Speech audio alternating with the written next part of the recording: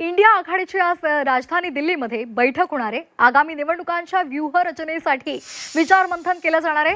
काँग्रेससह 23 पक्षांचे नेते बैठकीला येणार आहेत। राहुल गांधी, तेजस्वी यादव, अखिलेश यादव यांच्यासहित प्रमुख नेते उपस्थित राहणार आहेत। मात्र उद्धव ठाकरे यांच्या उपस्थितीसंदर्भात साशंकता व्यक्त केली जाते। आज दिल्लीमध्ये इंडिया आघाडीची महत्त्वाची बैठक पार पडणार आहे। दुपारी संविधान क्लब इथे ही बैठक पार पडेल। या बैठकीमध्ये मल्लिकार्जुन खरगे, राहुल गांधी, ममता बॅनर्जी, अभिषेक बॅनर्जी, अखिलेश यादव, सुप्रिया सुळे यासह इतर महत्त्वाचे नेते उपस्थित राहतील अशी सध्या शक्यता आहे।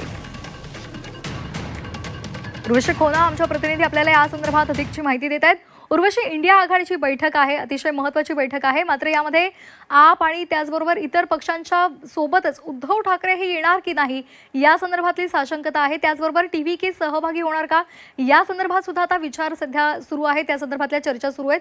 काय नेमकं घडतंय राजधानी दिल्लीत? नक्कीच हे बघणं गरजेचं असेल की साऊथ मधून TVK जॉईन होतं की नाही। पण DMK यांनी पुकारला आहे की ते या बैठकीत जे सहभागी होणार नाही।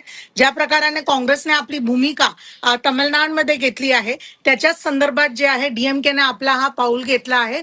आणि तसंच जर आपण बघितलं तर राष्ट्रवादी काँग्रेसकडून सुप्रिया सुळे हे फिजिकली प्रेझेंट असणार। उद्धव ठाकरे हे फिजिकली प्रेझेंट नसणार, पण ते VC ने व्हर्च्युअली जॉईन होणार का हे बघणं गरजेचं आहे, कारण की त्यावरती पण अजूनपर्यंत कन्फर्मेशन कोणतं आलं नाहीये। जनरली सगळे लोक एकत्रित होतात आणि इथे येतात, पण ते तसं कोणतंही हे गोष्ट दिसत नाही। आम आदमी पार्टी नक्कीच येत नाहीये, त्यांनी ते कन्फर्म केलं आहे। तर या काही पार्टीज न येता 23 पार्टीजने आपली उपस्थिती कन्फर्म केली आहे असं काँग्रेसचं म्हणणं आहे।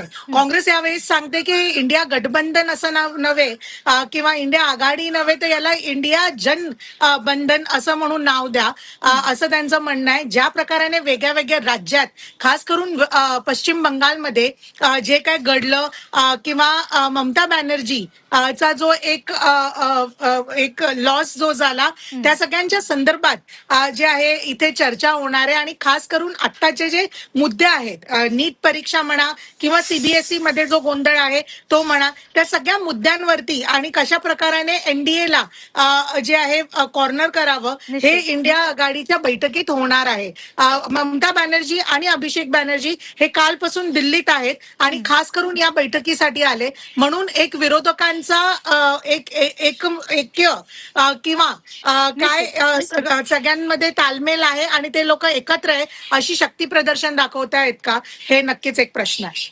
अगदी त्यामुळे या बैठकीमध्ये विरोधकांची एकजूट तुम्ही म्हणाल्याप्रमाणे आपल्याला दिसते का आणि त्यातून काय संदेश जातो बाहेर हेही पाहणं महत्त्वाचं आहे। धन्यवाद दिलेल्या माहितीसाठी।